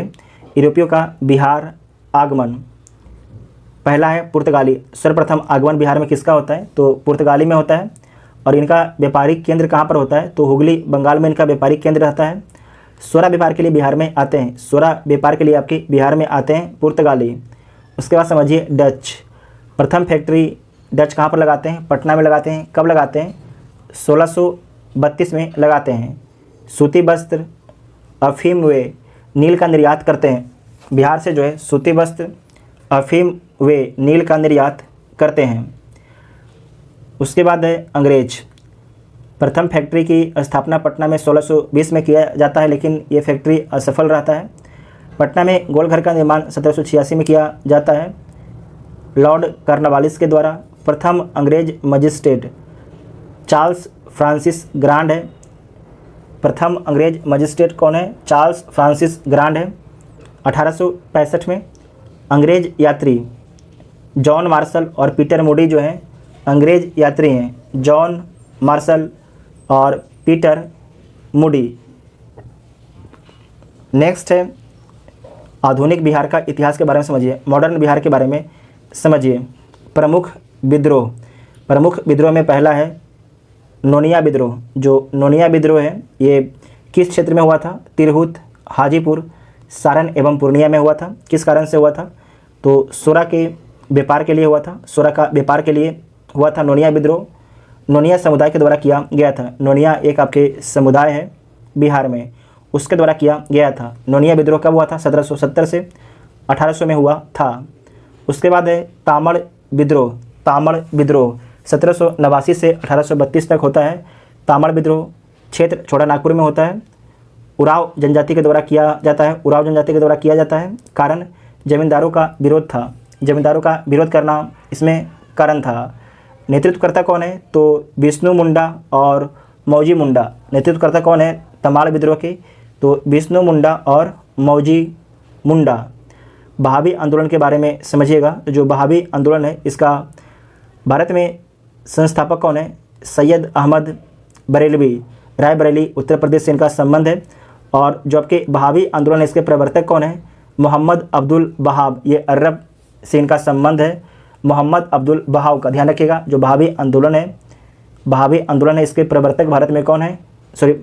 जो बहावी आंदोलन है इसके भारत में प्रवर्तक नहीं, इसके प्रवर्तक कौन है? तो मोहम्मद अब्दुल वहाब हैं। इनका संबंध अरब देश से है। और भारत में जो बहावी आंदोलन इसका संस्थापक कौन है? तो सैयद अहमद बरेलवी हैं, जिनका संबंध रायबरेली से है। और बहावी आंदोलन के प्रमुख नेता कौन कौन है? तो विलायत अली, इनायत अली, शाह मोहम्मद हुसैन, फरहत हुसैन। प्रमुख केंद्र क्या था? तो प्रमुख केंद्र इसका पटना था। प्रमुख केंद्र इसका क्या था? पटना था। लोटा विद्रोह कब होता है? तो 1856 में लोटा विद्रोह होता है। स्थान मुजफ्फरपुर जेल में जो है लोटा विद्रोह होता है। कारण जेल में पीतल की जगह मिट्टी का लोटा देना, जेल में जो है पीतल की जगह मिट्टी का लोटा देना, इसीलिए लोटा विद्रोह आपके शुरू हुआ था 1856 में। और जो लोटा विद्रोह कहाँ पर हुआ था? तो मुजफ्फरपुर के जेल में। नोट कीजिएगा, इंपॉर्टेंट है।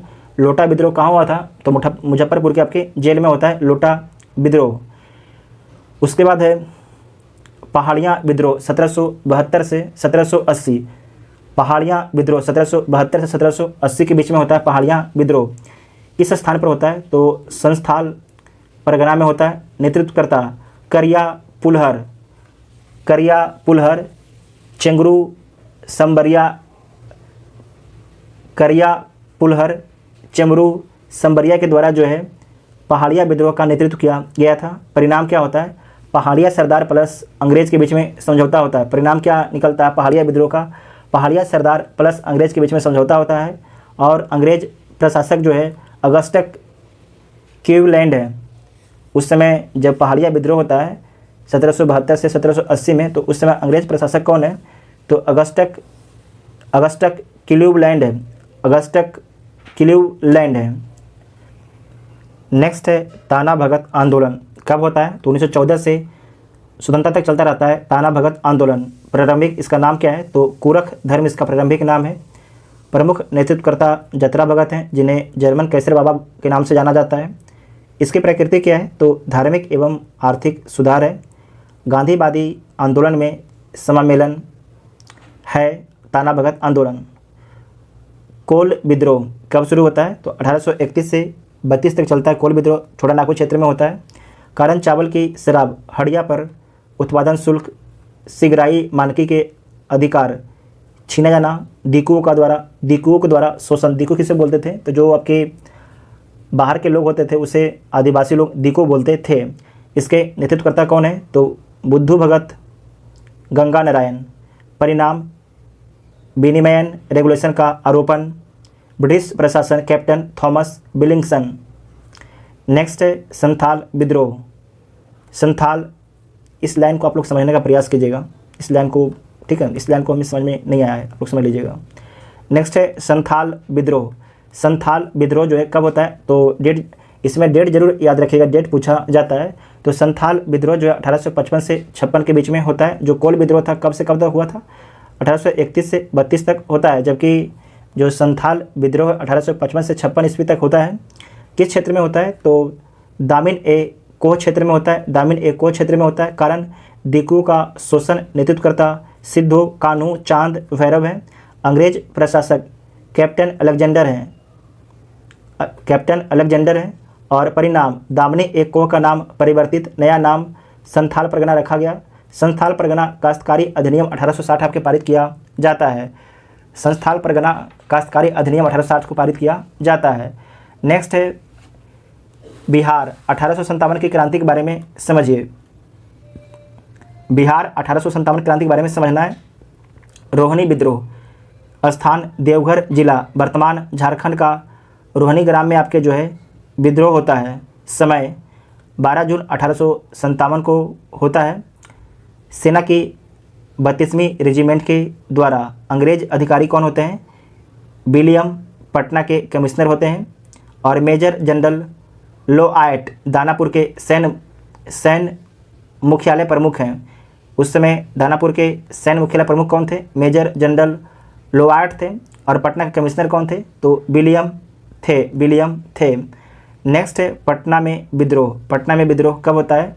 तो 3 जुलाई 1857 को प्रारंभ होता है पटना में 1857 क्रांति का विद्रोह। और अंग्रेज अधिकारी कौन होते हैं? टेलर। कमिश्नर पटना का होते हैं। जो कमिश्नर पटना कौन होते हैं? तो टेलर होते हैं। 3 जुलाई 1857 को नेतृत्वकर्ता कौन थे? तो पीर अली इसके नेतृत्वकर्ता थे। कुंवर सिंह के बारे में समझिएगा। ये आपके जगदीशपुर के जमींदार थे। प्रमुख विजय इनके द्वारा शाहाबाद, आरा और आजमगढ़ का विजय किया जाता है कुंवर सिंह के द्वारा। इनकी मृत्यु जो है 26 अप्रैल 1858 ईस्वी को जगदीशपुर में होता है। कभी ना हारने वाले विद्रोही नेता। इनके बारे में पूछा जाता है कि बिहार में जो 1857 की क्रांति का नेतृत्व किसके द्वारा किया गया था, तो कुंवर सिंह के द्वारा किया गया था, कुंवर सिंह के द्वारा किया गया था। उसके बाद है मुंडा विद्रोह। मुंडा विद्रोह कब होता है? 1899 से 1900 ईस्वी में आपकी मुंडा विद्रोह होता है। नेतृत्वकर्ता कौन है इसका नेतृत्वकर्ता? तो बिरसा मुंडा है। अन्य नाम जो मुंडा विद्रोह है इसका अन्य नाम क्या है? तो उलगुलन और महान हलचल बोला जाता है मुंडा विद्रोह को। जो मुंडा विद्रोह है इसे उलगुलन एवं महान हलचल बोला जाता है। कारण, मुंडा विद्रोह का कारण क्या था? तो सामूहिक खेती, खुटकट्टी की परंपरा का दिकुओं का अतिक्रमण। सामूहिक खेती, खुटकट्टी की परंपरा का जो है दिकुओं द्वारा अतिक्रमण कर दिया जाता है, इसीलिए मुंडा विद्रोह होता है। उलगुलान या महान हलचल विद्रोह होता है। सैलर के पहाड़ी पर अंग्रेजों से पराजय। सैलर के पहाड़ी पर अंग्रेजों से पराजय हो जाते हैं कौन? मुंडा लोग। सैलर के पहाड़ी पर जो है अंग्रेजों से पराजित होते हैं मुंडा लोग।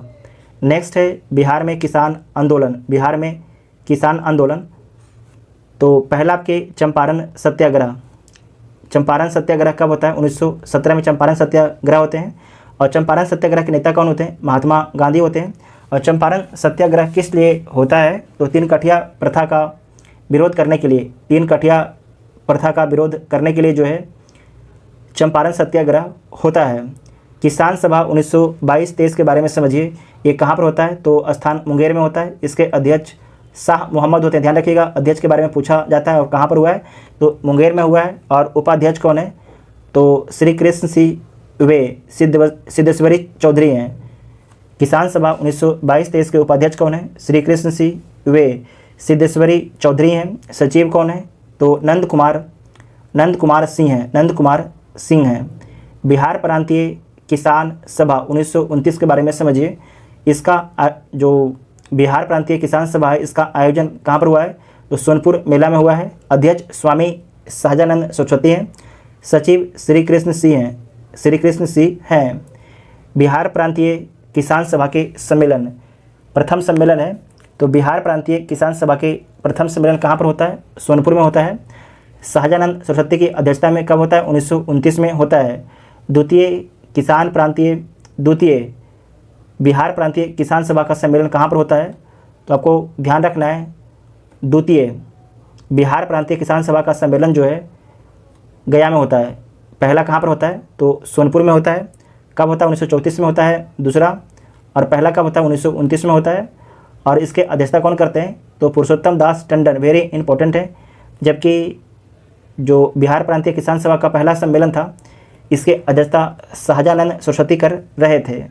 उसके बाद है नेक्स्ट है तृतीय सम्मेलन। जो तृतीय बिहार प्रांतीय किसान सभा के सम्मेलन कब होता है? 1935 में होता है। स्थान हाजीपुर में होता है।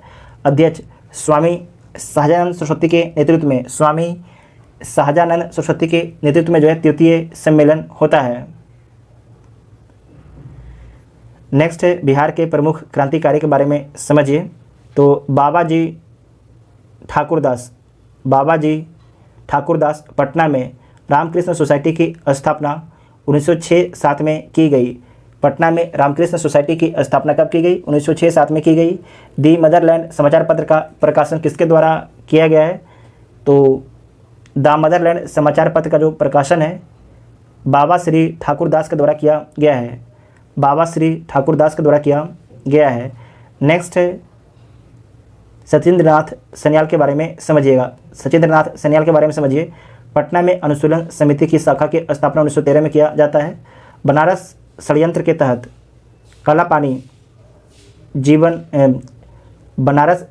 तहत जो है काला पानी बंदी जीवन पुस्तक का लेखक कौन है? जो बंदी जीवन पुस्तक है उसके लेखक हैं सचिंद्रनाथ सन्याल। ये इंपॉर्टेंट है। बनारस षड्यंत्र केस के तहत जो इनको काला पानी, जो सचिंद्र सन्याल हैं इनको काला पानी की सज़ा सुनाई जाती है और इनके द्वारा जो है बंदी जीवन पुस्तक का लेखन किया गया है। नेक्स्ट है बंकिम चंद्र मित्र लिबर्टी लीफ लेट्स वितरण कब हुआ? 1915 में होता है। सहयोगी टीके घोष, अखिल चंद्र दास गुप्ता, बिहार नेशनल कॉलेज अनुशीलन समिति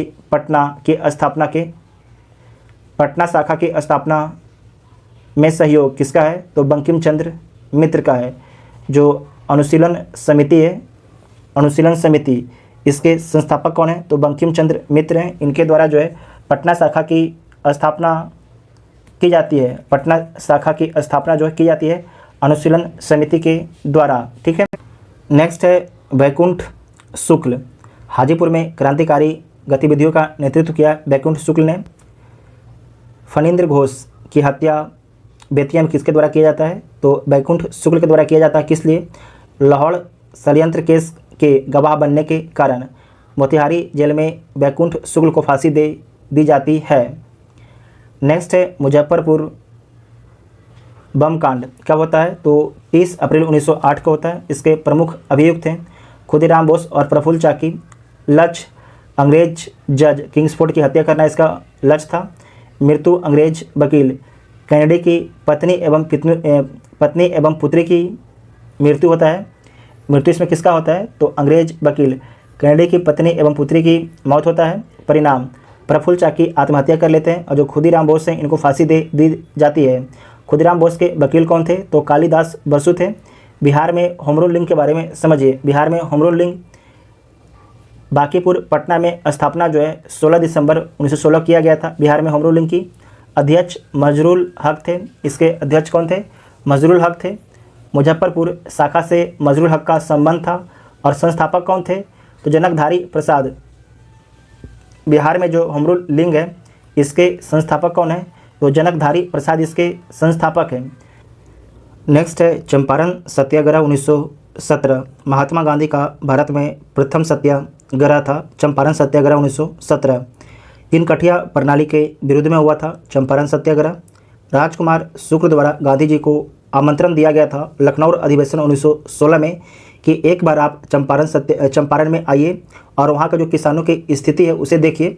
और गांधी जी चंपारण में आते हैं और चंपारण सत्याग्रह शुरू करते हैं।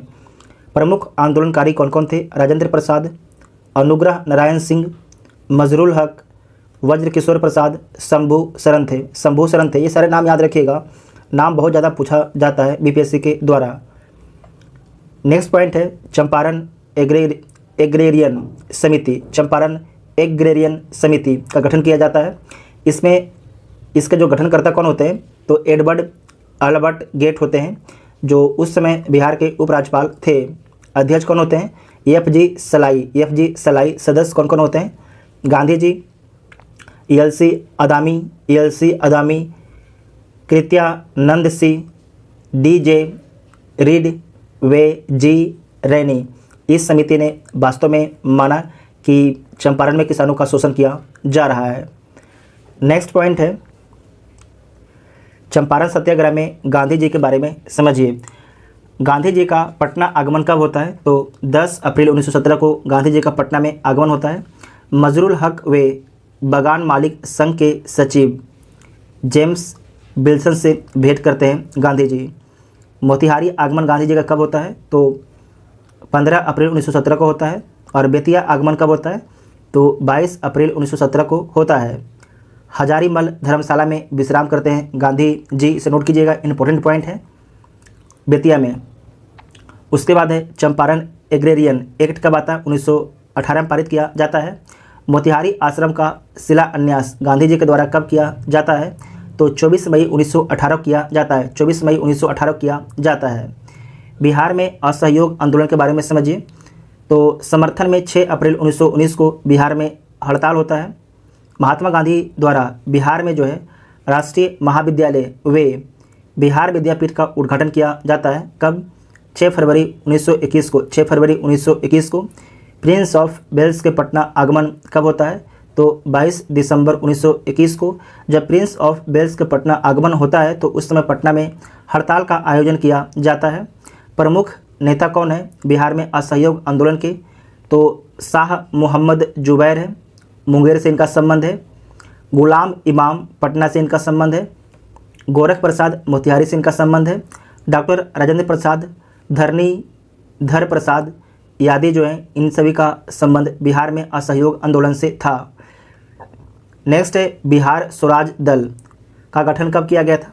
तो 1923 में जो है बिहार स्वराज दल का गठन 1923 में किया गया था और इसके अध्यक्ष कौन थे? तो नारायण प्रसाद जो है बिहार स्वराज दल के अध्यक्ष थे। नेक्स्ट पॉइंट है इमारत-ए-शरिया का गठन कहाँ पर किया गया था? तो फुलबारी में किया गया था और किसके द्वारा? तो मौलाना सज्जाद के द्वारा। इंपॉर्टेंट पॉइंट है, इसके बारे में आप लोग बहुत कम ही सुने होंगे। इमारत-ए-शरिया का गठन कहाँ पर होता है? तो पटना के फुलबारी शरीफ में होता है और इसके संस्थापक कौन है? तो मौलाना सज्जाद इसके संस्थापक थे। कांग्रेस का गया अधिवेशन कब होता है? तो 1922 में होता है और इसके अध्यक्ष कौन होते हैं? तो चित्तरंजन दास इसके अध्यक्ष होते हैं। चित्तरंजन दास इसके अध्यक्ष होते हैं। स्वराज दल का गठन, स्वराज दल का गठन किया जाता है। स्वराज दल का गठन किया जाता है। नेक्स्ट है शाहाबाद से नशाबंदी आंदोलन का प्रारंभ होता है असहयोग आंदोलन के दौरान ही। स्वराज दल का गठन भी आपके असहयोग आंदोलन के दौरान ही किया जाता है। इतना आप सभी लोग ध्यान से याद रखिएगा। उसके बाद नेक्स्ट पॉइंट है बिहार में साइमन कमीशन का बहिष्कार। बिहार में साइमन कमीशन का बहिष्कार तो लीडर्स मैनिफेस्टो पर सिग्नेचर कब किया जाता है? तो 1 नवंबर 1927 को लीडर्स मैनिफेस्टो पर सिग्नेचर कब किया जाता है? तो 1 नवंबर 1927 को जो है लीडर मैनिफेस्टो पर सिग्नेचर किया जाता है। लीडर्स मैनिफेस्टो पर हस्ताक्षर करने वाले बिहार के नेता कौन कौन हैं? तो अली इमाम, सच्चिदानंद सिन्हा और इस्माइल खां। नोट कीजिएगा, इंपॉर्टेंट है। अली इमाम की अध्यक्षता में पटना में एक सर्वदलीय सभा का आयोजन किया जाता है। आयोग के सदस्यों का पटना में आगमन कब होता है? जो साइमन कमीशन आपके आयोग है उनके सदस्य का मेंबर पटना में कब आते हैं? तो 12 दिसंबर 1928 को आते हैं। 12 दिसंबर 1928 को आते हैं। आयोग का स्वागत, जो आयोग है उसका स्वागत महाराजा डुमराव द्वारा किया जाता है। जो आपके बिहार में साइमन कमीशन आता है इसका बिहार में स्वागत कौन करते हैं? तो महाराजा डुमराव द्वारा इसका स्वागत किया जाता है। ठीक है, महाराजा डुमराव द्वारा इसका स्वागत किया जाता है। नेक्स्ट है बिहार में सबने अवज्ञा आंदोलन। बिहार में जो है सबने अवज्ञा आंदोलन के बारे में समझिए। तो दांडी यात्रा में बिहार के प्रतिभागी कौन शामिल थे? तो गिरिवरधारी चौधरी शामिल थे, जिन्हें कारो बाबू बोला जाता है। पटना में स्वदेशी संघ की स्थापना कब होती है? तो मई 1930 में होती है। सोडे से नमक बनाने पर बल दिया गया था सबने अवज्ञा आंदोलन में। बिहार में जो सबने अवज्ञा आंदोलन हुआ था उसमें जो है सोडे से नमक बनाने पर बल दिया गया था। सारण, ध्यान रखिएगा, सारण व चंपारण से नमक सत्याग्रह प्रारंभ होता है बिहार में। बिहार में जो है नमक सत्याग्रह कहाँ से प्रारंभ होता है? तो सारण व चंपारण से प्रारंभ होता है। और प्रमुख नेता कौन है? राजेंद्र प्रसाद मोतिहारी, जेबी कृपलानी मोतिहारी, विपिन बिहारी वर्मा सारण व चंपारण में जो है सबने अवज्ञा आंदोलन का नेतृत्व देते हैं। ठीक है, राजेंद्र प्रसाद कहाँ पर देते हैं? मोतिहारी में, जेबी कृपलानी मोतिहारी में, विपिन बिहारी वर्मा सारण व चंपारण में अपना नेतृत्व प्रदान करते हैं। नेक्स्ट है बिहार में व्यक्तिगत सत्याग्रह। बिहार में व्यक्तिगत सत्याग्रह कांग्रेस के रामगढ़ अधिवेशन से प्रारंभ होता है। बिहार में व्यक्तिगत सत्याग्रह कांग्रेस के रामगढ़ अधिवेशन से जो है बिहार में व्यक्तिगत सत्याग्रह आपके प्रारंभ होता है। जो 53वां आपके अधिवेशन था, जो आपके 53वां अधिवेशन था। आपको ध्यान रखना है कि जो व्यक्तिगत सत्याग्रह कब शुरू हुआ था? 1940 में आपके शुरू हुआ था। प्रथम सत्याग्रही कौन थे? विनोबा भावे। और सेकंड कौन थे? जवाहरलाल नेहरू थे। जबकि कांग्रेस के रामगढ़ अधिवेशन से जो है बिहार में व्यक्तिगत सत्याग्रह आपके प्रारंभ होता है और इसकी अध्यक्षता कौन करते हैं? तो मौलाना अबुल कलाम आज़ाद इसकी अध्यक्षता करते हैं। नोट कीजिएगा, मौलाना अबुल कलाम आज़ाद इसकी अध्यक्षता करते हैं। बिहार के प्रथम व्यक्तिगत सत्याग्रही कौन है? तो श्री कृष्ण सिंह। VBI क्वेश्चन है। बिहार के प्रथम व्यक्तिगत सत्याग्रही कौन है? श्री कृष्ण सिंह हैं। बिहार के व्यक्तिगत द्वितीय सत्याग्रही कौन है? तो अनुग्रह नारायण सिंह हैं। अनुग्रह नारायण सिंह पहले कौन है? श्री कृष्ण सिंह हैं। दूसरा आपके हैं अनुग्रह नारायण सिंह हैं। और किसके अध्यक्षता में? तो मौलाना अबुल कलाम की अध्यक्षता में जो है बिहार में व्यक्तिगत सत्याग्रह का गठन किया जाता है। उसके बाद नेक्स्ट यहाँ आगे लिखा गया है कि गिरफ्तारी श्री कृष्ण सिंह, जो आपके व्यक्तिगत सत्याग्रह है इसमें प्रथम सत्याग्रही कौन थे? श्री कृष्ण सिंह। और इनकी गिरफ्तारी कहाँ से होता है? तो गया से इनकी गिरफ्तारी होता है। और व्यक्तिगत सत्याग्रह के सेकंड सत्याग्रही कौन थे? तो अनुग्रह नारायण सिंह थे। और इनकी गिरफ्तारी कहाँ से होता है? तो पटना से इनकी गिरफ्तारी होता है। उसके बाद है बिहार में भारत छोड़ो आंदोलन। बिहार में जो है भारत छोड़ो आंदोलन, तो राजेंद्र प्रसाद की गिरफ्तारी कब होता है? तो 9 अगस्त 1942 को होता है। गिरफ्तारकर्ता कौन होते हैं? तो WC आर्चर होते हैं, जिलाधिकारी पटना के होते हैं।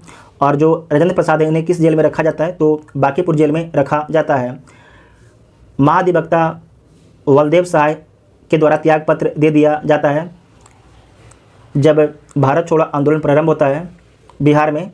तो जो महाधिवक्ता हैं जिनका नाम है बलदेव सहाय, इनके द्वारा जो है महाधिवक्ता पद से त्याग पत्र दे दिया जाता है। जयप्रकाश नारायण द्वारा जो है आज़ाद दस्ते का गठन किया जाता है।